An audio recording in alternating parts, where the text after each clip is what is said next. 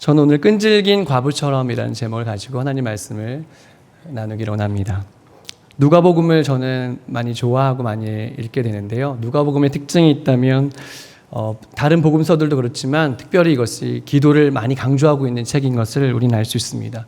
누가복음 5장에 보면 주님이 물러가서 한적한 곳에서 기도하셨던 장면이 나옵니다. 누가복음 6장에 보면요, 예수님이 12제자를 세우시기 전에 밤새 기도하신 장면이 등장합니다. 또 누가복음 11장의 주의 기도, 주님이 가르쳐주신 기도의 장면이 나오고요. 오늘 누가복음 18장을 같이 읽었는데 거기에 불의한 재판관, 과부의 이야기가 기도의 강조성으로 나옵니다. 그리고 뒤에 이어지는 본문에서 바리새인과 세리의 기도가 기도를 강조하는 본문으로 등장하죠. 그리고 22장에 보면 겟세마네 동산에서 예수님께서 십자가를 앞두고 기도하셨던 장면이 아주 강조되어서 나오고 있습니다. 이 누가복음의 특징 중에 또 하나가 있다면 연약한 자, 이방인들, 그들을 강조하고 있다는 것인데 가난한 사람, 이방인, 과부들을 강조하고 있는 책이 바로 누가복음이라고 할 수 있을 것입니다. 오늘 본문에 나오는 과부라는 이 단어, 케라라는 단어는 신약성경에 24번 사용되었는데요. 누가복음에서만 무려 9번 사용되고 있기 때문에 과부도 강조하고 있는 책이 바로 이 누가복음이라고 할 수 있을 것입니다.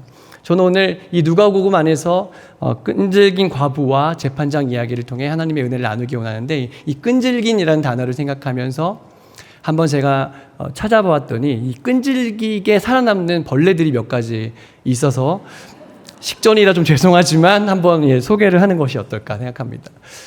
처음에 찾았던 그 벌레는 바퀴벌레인데요.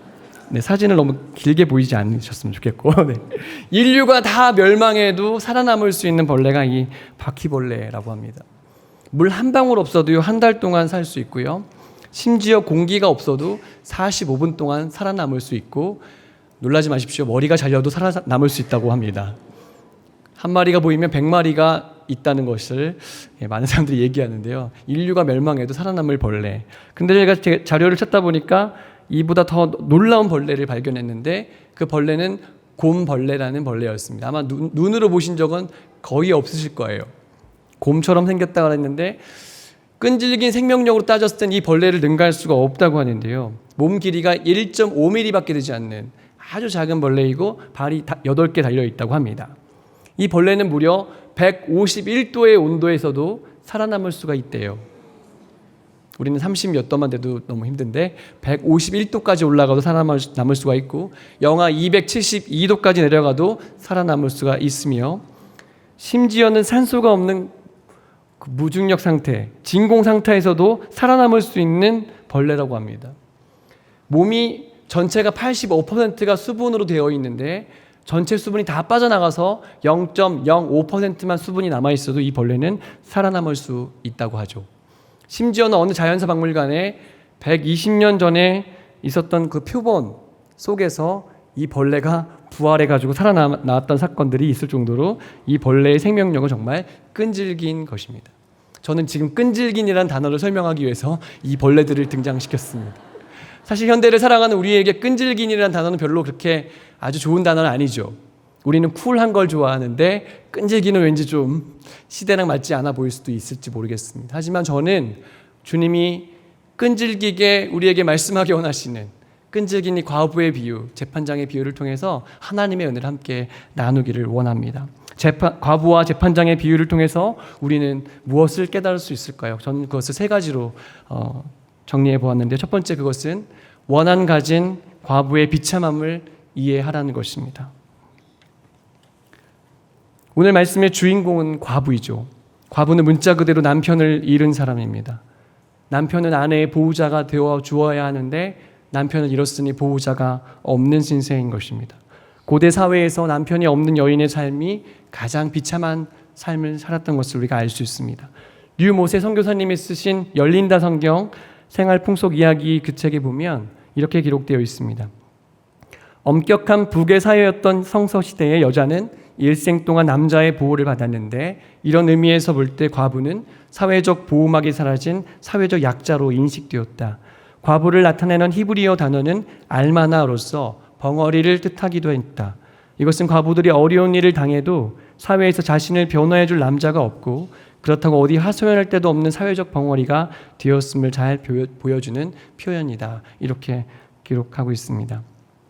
그래서 이 약한 자 과부를 향해서 성경은 계속 고아와 과부를 향해서 하나님의 관심이 거기에 있다. 이렇게 하나님은 그들의 편이다라는 사실을 계속 강조하고 있습니다. 구약성경 신명기 14장 29절에 보시면 너희 중에 분깃이나 기업이 없는 레위인과 내 성중에 거류하는 객과 및 고아와 과부들이 와서 먹고 배부르게 하라. 그리하면 내 하나님 여호와께서 내 손으로 하는 범사에 내게 복을 주시리라. 고아와 과부를 돌보라는 말씀이 나와 있고요. 시편 68편 5절에도 기록되어 있습니다. 한번 같이 읽어주실까요? 시작. 고아의 아버지시며 과부의 재판장이시라. 야고보서 1장 27절의 경건의 의미를 생각하면서 기록된 말씀에도 이것이 들어있습니다. 같이 읽어주실까요? 시작. 하나님 아버지 앞에서 정결하고 더러움이 없는 경건은 곧 고아와 과부를 그 환난 중에 돌보고 또 자기를 지켜 세속에 물들지 아니하는 그것이니라. 참된 경건은 고아와 과부들을 돌보는 것이다. 이렇게 나와 있습니다. 하나님은요, 과부를 존중하셨습니다.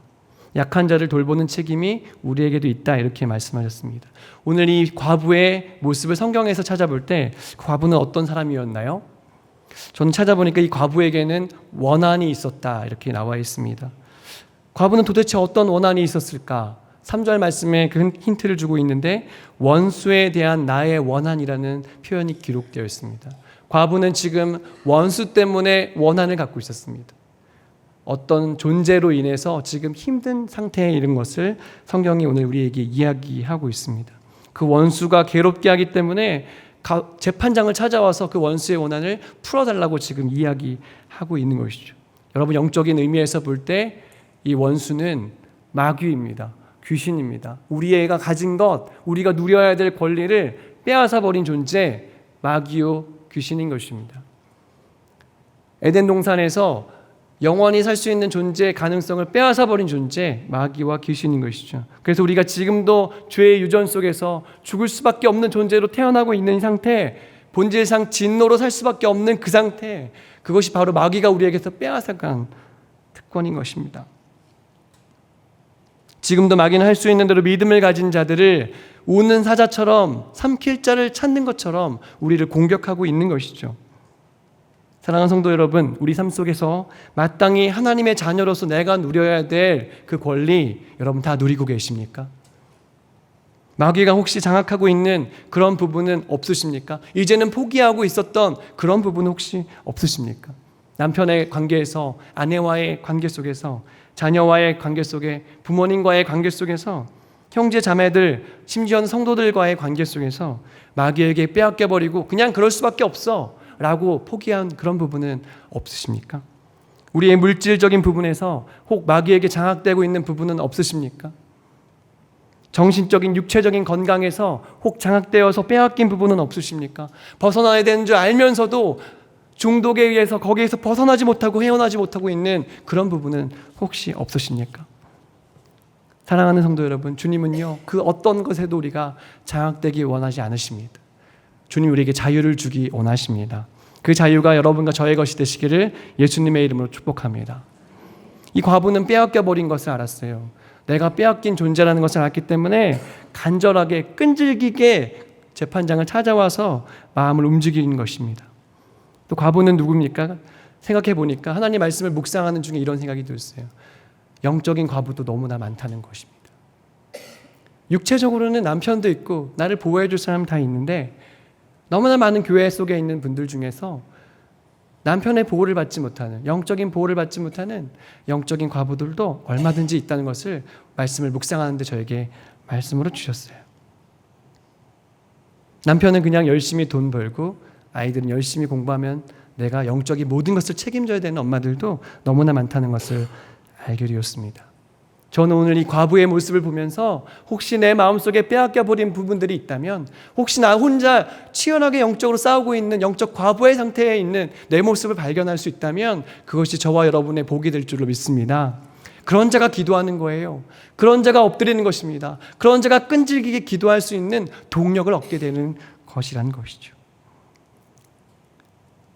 저는 이 본문을 대하면서 이런 마음이 들어야 된다고 생각해요. 주님, 이 애타는 과부의 마음이 제 마음이 되게 하여 주시옵소서. 한번 따라서 해보실까요? 주님, 과부의 애타는 마음을 부어주소서. 그 기도의 마음이 저와 여러분의 것이 되시기를 축복합니다. 이 과부와 재판관의 비유를 통해서 우리가 깨달을 수 있는 것 두 번째는 기도 생활을 점검하라는 것입니다. 나의 기도 생활 점검할 수 있어야 된다는 것이죠. 1절 말씀을 다시 한번 읽어보도록 하겠습니다. 시작.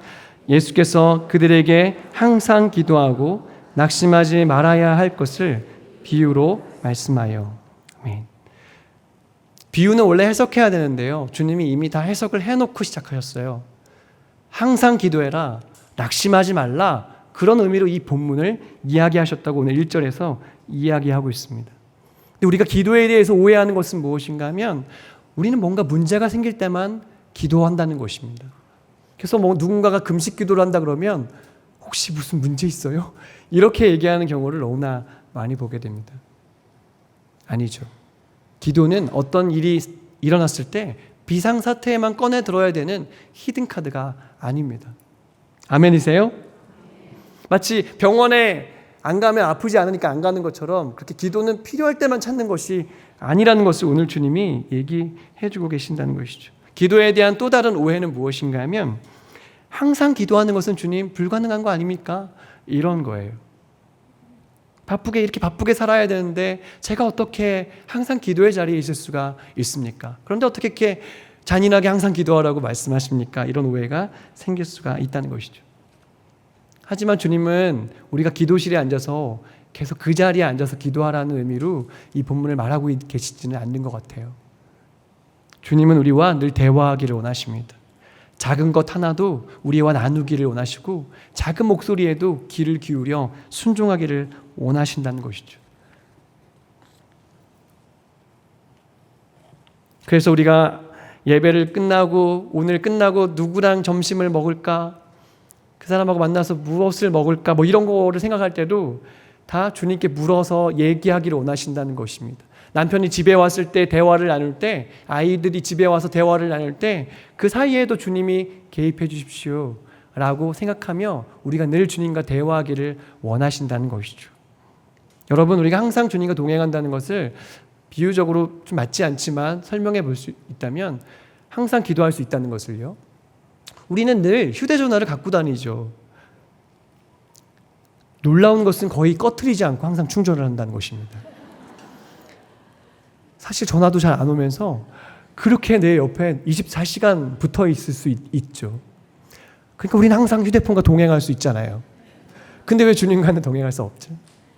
우리는 24시간 내 주변에 와이파이가 켜져 데이터가 하여튼 접속이 돼야 되는 삶을 살아야 돼요. 조금만 나랑 연결이 안 돼 있으면 너무 답답해 하죠. 근데 주님과의 관계가 멀어졌을 때는 답답해하지 않으면 그것은 좀 이상한 것이라고 생각합니다. 물고기가 물속에 있으면서 난 물속에 있는 거 너무 답답해 이렇게 생각하지 않죠. 당연히 거기 있어야 되는 것이죠. 주님, 우리가 늘 기도 속에 주님과 교제하길 원하십니다. 그런 은혜가 저와 여러분의 것이 되시길 축복합니다. 근데 오늘 말씀해 보니까 옆에 계신 분을 좀 축복하기 원하는데요. 이렇게 얘기할까요? 당신은 기도 체질입니다. 이렇게 얘기하겠습니다. 당신은 기도 체질입니다. 기도 안 하는 사람 없어야 돼요. 다 기도 체질로 되셔야 돼요. 근데 오늘 성경에 보니까 우리 기도의 불을 끄는 게 있어요. 계속 우리 불을 끄는 게 뭐냐면 예수님 말씀하셨듯이 낙심이라는 것입니다. 낙심하면 기도가 사라져요. 기도의 불이 타오르다가도 낙심되면 싹 꺼져버려요. 우리 주변에 우리를 낙심시키는 것이 얼마나 많은지 몰라요. 어제까지 되게 평화스러웠는데 오늘 아침에 눈 뜨자마자 평화가 깨질 수 있어요. 낙심될 수가 있더라고요. 철로역정에 보면요, 그 절망의 거인에게 붙잡혀 소망과 크리스찬이 붙잡혀서 그 감옥에 갇히게 됩니다. 그 감옥에 갇혔는데 너무나 깜깜하고요, 음식도 물도 제공되지 않는 그 답답한 환경 속에 둘이 갇히게 돼요. 그리고 절망의 거인이 얼마나 큽니까? 계속 위협을 가합니다. 너는 죽을 거야. 여기서 빠져나간 사람은 아무도 없어. 이렇게 계속 얘기하죠. 그리고 정말 절망의 거인이 날마다 찾아와서 크리스찬과 소망을 죽도록 때립니다. 때리고 물 안 주고 계속 그렇게 해서 낙심에 계속 빠지게 만들어요. 그리고 어느 날은 자살을 독려하는 밧줄과 칼 그리고 병 한 개를 주고 갑니다. 그냥 죽는 게 나을 걸 이렇게 얘기하는 것이죠. 그리고 정말 크리스찬은 계속 그것이 반복되자 죽음을 각오하고 자살에 이르기까지 가요. 거기서 소망이 붙잡죠. 그렇죠? 그렇죠. 여러분, 이렇게 낙심은 무서운 것입니다. 기도하지 못하게 만드는 것이죠. 케르케고르의 죽음에 이르는 병에 보면 그 죽음에 이르는 병이 절망, 낙심이라는 것이에요. 혹시 여러분은 끊임없는 절망 때문에 기도를 포기하고 계시지는 않습니까? 근데 이 비유가요, 주님의 마지막 8절의 말씀과 좀 연결되어 있는데 주님이 그 8절 말씀 하반절에 이렇게 말씀하셨죠. 한번 읽어주실까요? 시작. 그러나 인자가 올 때에 세상에서 믿음을 보겠느냐. 네, 뭡니까? 마지막 시대에 대한 얘기를 하고 계신 거예요. 마지막 시대에 믿음 있는 자를 보겠느냐. 낙심에 빠져서 기도를 포기하고 있는 사람이 훨씬 많을 텐데 너는 믿음을 가지고 기도하는 자로 남겠느냐. 이렇게 말씀하고 계시는 것이죠. 마지막 시대는요, 기도가 사라지는 시대예요. 믿음이 사라지는 시대입니다. 그러므로 여러분, 저와 여러분은 마지막 시대에 믿음으로 사셔야 됩니다. 기도로 사셔야 됩니다. 아멘이십니까? 그래서 오늘 본문을 통해서 저와 여러분이 기도 생활을 점검하시고 낙심에 빠져 있으면 거기에 빠지지 마시고 항상 주님과 대화하는 단계까지 지속적으로 나아가게 되시기를 예수님으로 축복합니다. 오늘 과부와 재판장의 비유를 통해서 깨달을 수 있는 세 번째 깨달음은 무엇인가 하면 하나님의 심정을 이해하라는 것입니다. 우리가 이 비유를 읽으면서 하나님 아버지의 마음을 알기를 주님이 원하신다는 것이죠. 7절 말씀을 같이 읽어보도록 하겠습니다. 시작.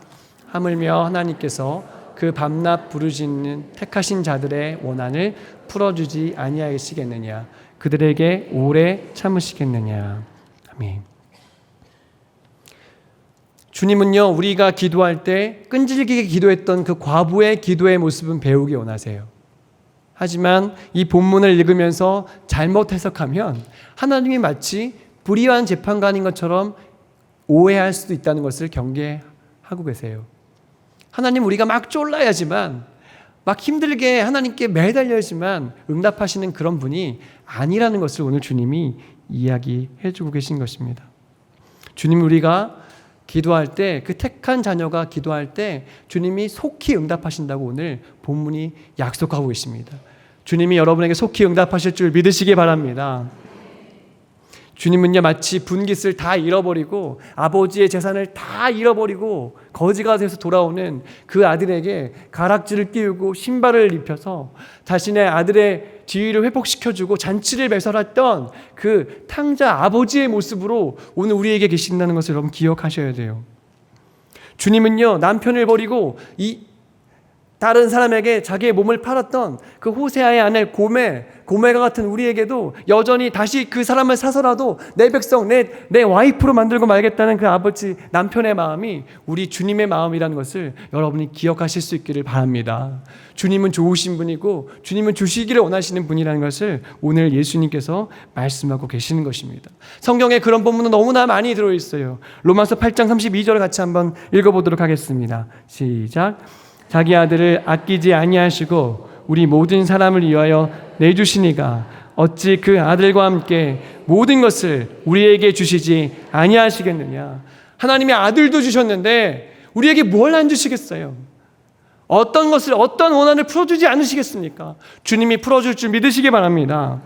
마태복음 7장 7절에 이렇게 나와 있습니다. 구하라 그리하면 너희에게 주실 것이요 찾으라 그리하면 찾아낼 것이요 문을 두드리라 그리하면 너희에게 열릴 것이니 오늘 기도하는 자에게 그렇게 될 줄로 믿습니다. 요한복음 15장 16절 같이 읽어보겠습니다. 시작.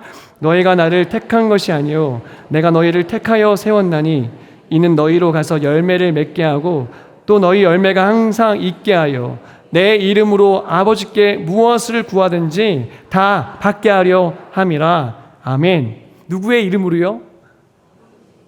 예수의 이름으로 구하면 다 받게 해주신다고 주님이 우리에게 열매로 주신다고 약속하고 계시잖아요. 도장을 찍어 놓으셨잖아요.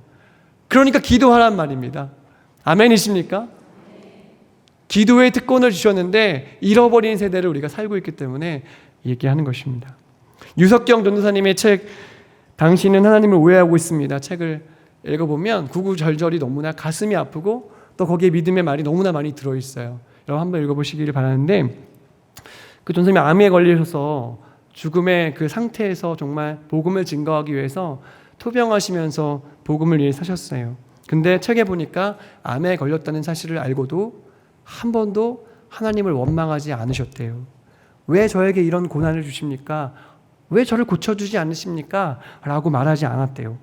그리고 자기가 오히려 그 상태에 이르렀을 때 진짜 나는 완벽하게 행복한 사람이라는 사실을 그때 알게 되셨대요. 너무 아파서 힘들어서 꼼짝하지 못하고 눈물을 흘리는 일이 너무나 많았지만 또렷이 복음을 위해서 살고 기도할 수 있었기 때문에 그는 생을 아름답게 마감할 수 있었던 것입니다. 여러분, 수많은 사람들이요, 하나님을 오해해요. 하나님을 쫄라야지만 응답해 주시는 분이라고 생각해. 아니요, 주님은 우리에게 속히 응답하시고 오늘도 우리가 기도하며 엎드릴 때 응답해 주시는 자비로우신 하나님이라는 사실을 오늘 말씀을 통해 확신하게 되시기를 주님의 이름으로 부탁드립니다. 그래서 오늘 기억해야 되는 단어는 뭐냐면 하물며라는 단어예요. 하물며 이 불의한 재판관, 정말 귀찮아가지고 이 여자가 나를 귀찮게 하니까 좀 들어줘야겠다. 하나님도 두려워하지 않고 사람도 나는 무시하지만 이 여자가 나를 귀찮게 하니까 내가 들어줘야겠다. 그래서 그 여자가 응답을 얻었는데, 하물며 하나님께서 우리의 원한을 속히 풀어주지 않으시겠냐는 것입니다. 그 하물며란 단어를 여러분 붙잡으시기를 주님의 이름으로 축복합니다. 수영록교회 원로 목사이신 정필도 목사님께서 교회는 무릎으로 세워진다는 책에서 이렇게 말하고 있습니다. 엎드리면 길이 보인다, 이렇게 말씀하십니다. 아무도 내 힘이 되어주지 않고 아무것도 나에게 도움이 되지 않는 그때 엎드릴 때 길이 드디어 보이기 시작한다는 것이죠. 여러분 가운데 어떤 분들은 지금 사면 초가의 위기 속에서 어느 누구도 어떤 환경도 나를 도울 수 없는 어려운 상황 속에 있는 분들도 계실지 모르겠어요. 하지만 여러분에게 남은 기도라는 무기가 있다는 사실을 기억하시기를 축복합니다. 그는 무릎으로 가는 길이 가장 빠르다고 말씀하셨어요. 그리고 정필도 목사님의 수영록 교회는 정말 기도로 거기까지 갔다고 해도 과언이 아닌 교회죠. 저와 여러분의 삶이 기도로 증명되고 기도로 간증하고 기도로 끝까지 그 걸음을 걸을 수 있는 삶이 되시기를 예수님의 이름으로 축복합니다. 저는 40대 목사잖아요. 앞으로 목회를 해야 될 날이 너무나 많잖아요. 지금까지 걸어왔던 그 길보다 앞으로 걸어갈 길이 좀 더 많잖아요. 그런데 정말 마음속에 너무나 많이 확신이 드는 것은 뭐냐면 이 시대에는 기도하지 않고는 목회할 수 없다는 사실을 너무나 시간이 가면서 너무나 많이 느껴요. 너무나 큰 위기를 많이 느껴요. 그래서 엎드릴 때 주님, 저는 아무것도 없어요. 저는 주님밖에 없어요. 저는 주님만 의지할래요. 주님이 저를 도와주셔야 돼요. 그렇게밖에 기도가 나오지 않아요. 여러분의 삶도 주님밖에 없는 삶이 되실 수 있기를 축복합니다. 끈질긴 과부처럼요, 여러분의 가정을 위해서 기도하시기 바랍니다. 여러분의 자녀가 예수를 만나게 되기를 기도하시기 바랍니다. 주님, 얘가 내 손 떠났을 때 혼자 기도할 수 있는 자녀가 되게 도와주세요. 얘가 내가 없어도 하나님 아버지를 아버지라 부를 수 있는 자녀가 되게 도와주세요. 얘가 믿음의 가정을 이룰 수 있는 믿음의 백성, 하나님 당신의 백성이 되게 도와주세요. 제가 수련회 가라고 막 등 떠밀고 협박하지 않아도 언제나 주님 믿는 일은 최선을 다하는 자가 되게 도와주세요. 얘가 내 믿음을 초월해서 언젠가 내 믿음보다 더 뛰어난 믿음을 가진 믿음의 백성 되게 도와주세요. 라고 끈질기게 기도하세요. 왜 이렇게 아멘이 적어요? 아멘. 끈질기게. 남편이 교회 안 다니고 그냥 그 정도만 여러분 수준을 유지하시면 되겠습니까? 그냥 필요하면 교회를 빼먹고 그냥 골프 치러 나가도 괜찮습니까? 지금 그 상태에서 그냥 돈만 잘 벌어다 좀 괜찮습니까? 아니요. 아니에요. 하나님, 내 남편이 나보다 믿음 더 좋은 남편 되게 도와주세요. 내가 과부처럼 혼자 내가 내 가정을 위해서 기도하는 게 아니라 내 남편이 우리 가정의 제사장으로서 우리 가정을 이끌 수 있는 영적 제사장으로 세워지게 도와주세요. 끈질기게 기도하세요. 포기하지 마세요.